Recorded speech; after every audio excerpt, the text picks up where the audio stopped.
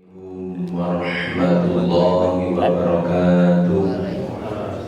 Mohon cekaplah 30 menit. Alhamdulillah wassalatu wassalamu ala sayyidina Rasulillah Sayyidina Muhammad ibn Abdillah wa ala alihi wa ashabihi wa mawala wa la hawla wa la quwwata illa billah amma ba'd. Janabat mukarramin wal mukarramat, para masyayikh, para satir,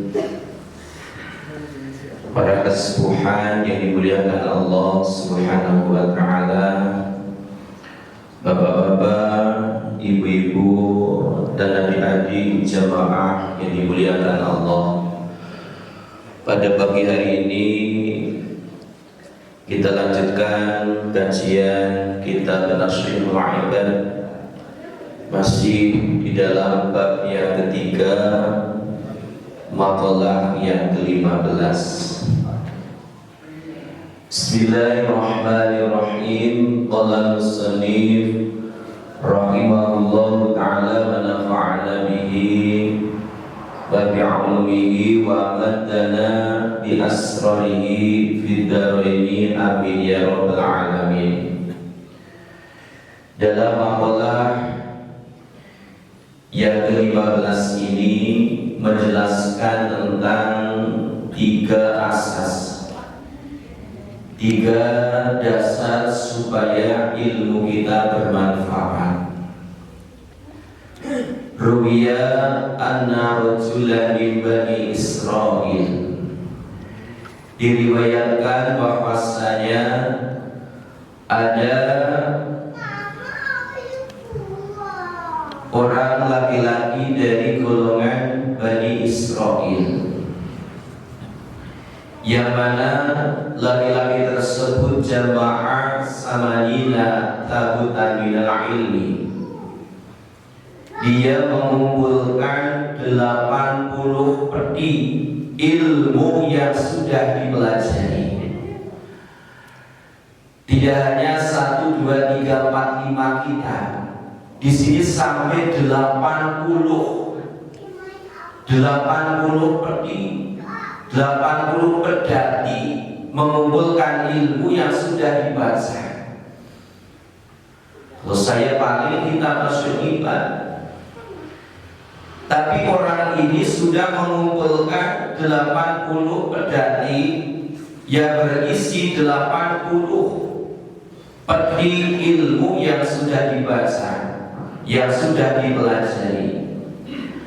Akan tetapi dari 80 peti ilmu yang dipelajari, wal halu annahu la yantafi' bi ilmihi, akan tetapi dengan 80 peti ilmu yang sudah dipelajari, tidak satu pun yang bermanfaat.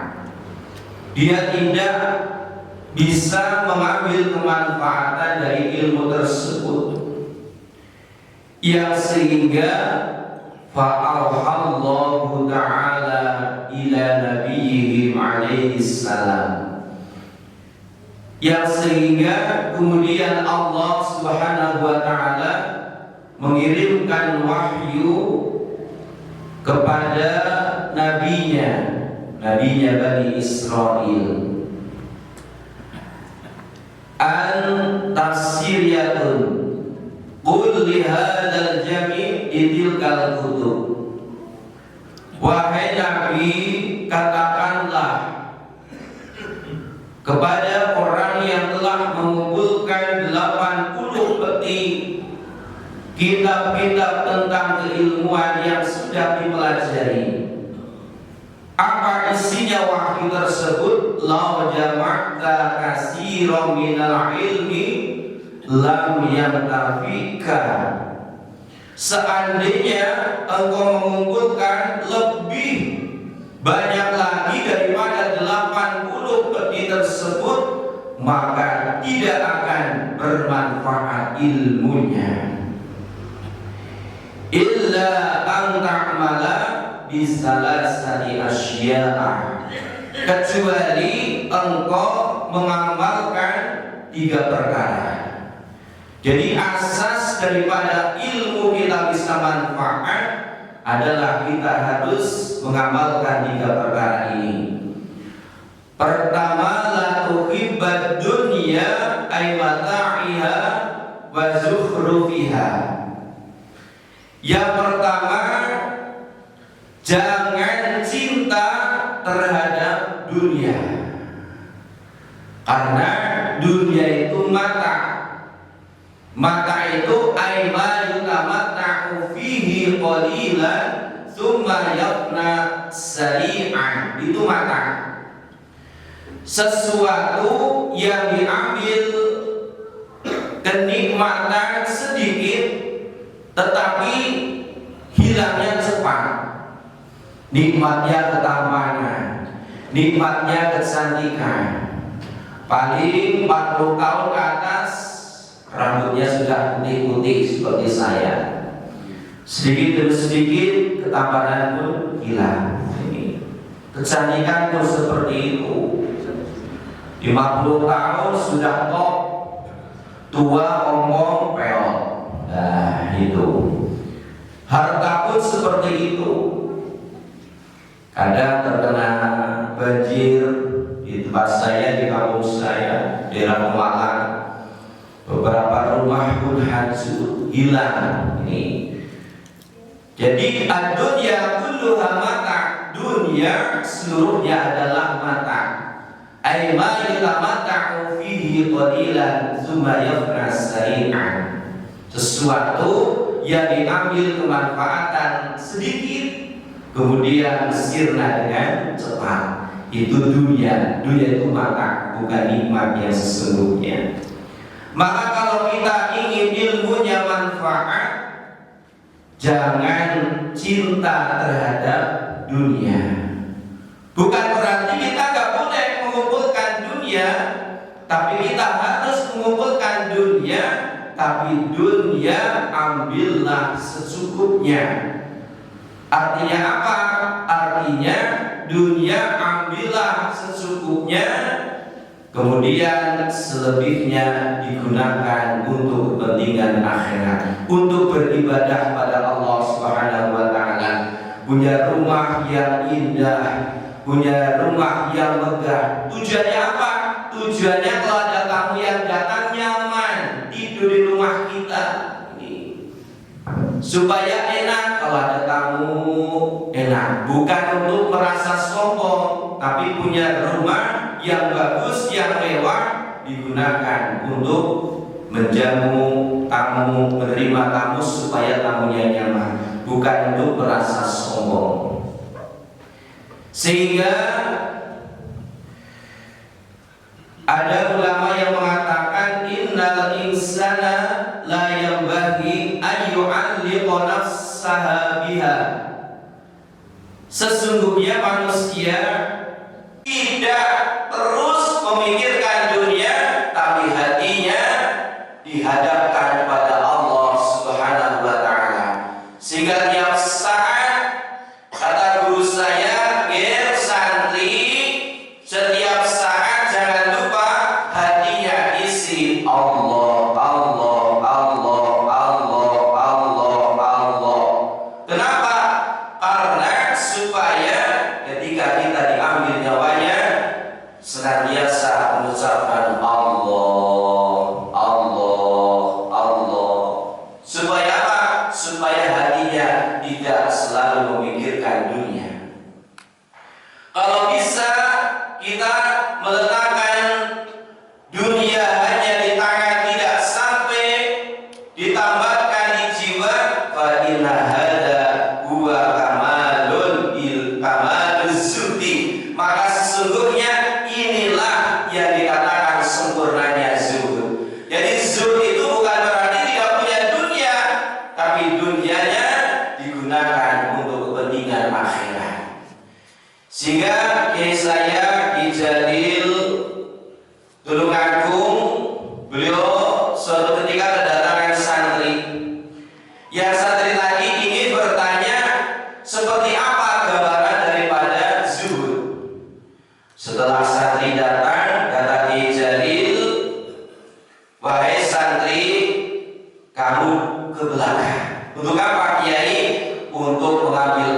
menimba, penuhilah bak yang ada di belakang.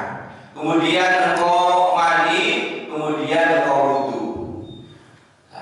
Kemudian santri langsung ke belakang menimba. Zaman dulu nimbanya itu pakai ini, pakai apa namanya? Ya.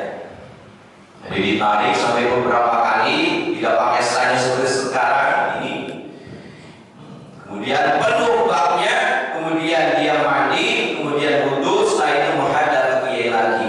Sudah kiai, baknya sudah penuh, saya sudah mandi, saya sudah wudu. Sekarang gimana jawaban kiai tentang zuhud? Kata kiai, yaitu tadi gambaran zuhud seperti itu tadi. Engkau nimba penuhi bakmu, kemudian engkau wudu, mandi, kemudian wudu. Itulah gambaran daripada zuhud. Yaitu bertanya, wahai santri, tadi dihabiskan ke air yang dalam bak? Kata santri, tidak. Saya hanya secukupnya untuk mandi dan wudu. Itulah gambaran daripada zuhud. Laksana orang yang menimba, mengumpulkan air penuh baknya, hanya digunakan untuk mandi, wudu, sisanya masih banyak. Untuk apa? Untuk kepentingan orang lain, bukan untuk diri sendiri. Itulah gambaran daripada zuhud. Karena falaisa bidaril mukmin, karena dunia bukanlah tempat kenikmatan bagi orang-orang yang beriman. Yang kedua, asas ilmu manfaat wala tusahibi syaitan. Jangan menemani setan. Sebab setan itu tidak akan lengah dengan kita. Contoh misalnya kita lagi enak-enakan di pos misalnya, main gaple atau lagi rokok, malam-malam mau tarawih, enak. Setan menggoda, kamu gak usah ke masjid, enak di sini rokok, ngopi misalnya, kumpul dengan teman-temannya. Tapi dia buat, tidak, saya ingin ke Masjid Cipaganti. Akhirnya ke Masjid Cipaganti. Setelah ke Cipaganti, kemudian dia sholat. Setan pun lalu bisiki, wahai imam, kamu sholatnya cepat-cepat. Cepat saja, masjid lain itu lebih cepat, banyak jamaahnya daripada di Cipaganti yang lama. Itu godaan setan. Tapi imam ini kuat imannya. Enggak, saya harus tetap sedang-sedang saja, tidak cepat pun tidak terlalu lambat. Dengan sholat, dengan khusyuk, dengan sedang-sedang saja. Setan pun ini belum berhenti. Wahai imam, engkau hebat, engkau paling baik jadi imam sholat.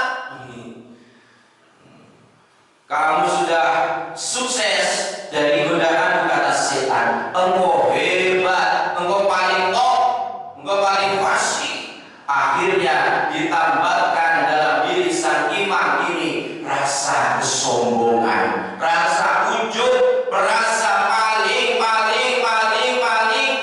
ya, sehingga si imam tidak lepas dari godaan setan. Tetap saja ada rasa ujub dalam diri saya. Misalnya, makanya falaisa rafiqul mu'minin. Falaisa rafiqul mu'minin, karena setan bukanlah temannya orang-orang yang beriman. Yang terakhir, wala tu'dzi ahadan min ibadillah. Supaya ilmu manfaat, jangan menyakiti orang lain, jangan menyakiti hamba-hamba Allah, baik menyakiti secara langsung fisik, dijotos misalnya, ataupun dengan menjelek-jelekan, itu juga menyakitkan orang lain. maka ilmunya akan tidak manfaat. Tidak hanya manusia, bahkan di sini min ibadillah, hamba-hamba Allah, bisa manusia, bisa hewan, bisa tumbuh-tumbuhan. Seperti hewan dalam sebuah riwayat dijelaskan, dakhalatil mar'ah fi Hira. Ada perempuan yang dakhalatil mar'ah anar fi Hira. Ada perempuan yang masuk neraka fi Hira sebab kucing. Kenapa? Kucingnya dikurung tapi tidak dikasih makan, sehingga kucingnya sampai mati. Sehingga Rasulullah diceritakan ada perempuan yang masuk neraka fi Hiratin sebab kucing. Kesimpulannya, supaya ilmu kita manfaat ada 3. Pertama, jangan letakkan dunia di hati. Yang kedua, jangan temani setan. Yang ketiga, jangan menyakiti orang lain, karena falaisa bi hirfatil mu'minin, karena menyakiti orang lain bukanlah perbuatan orang-orang yang beriman. Mudah-mudahan sekilas yang kami bacakan bisa bermanfaat, khususnya bagi al-fakir, umumnya bagi para jemaah sekalian. Terima kasih atas perhatiannya. Mohon maaf atas kekhilafan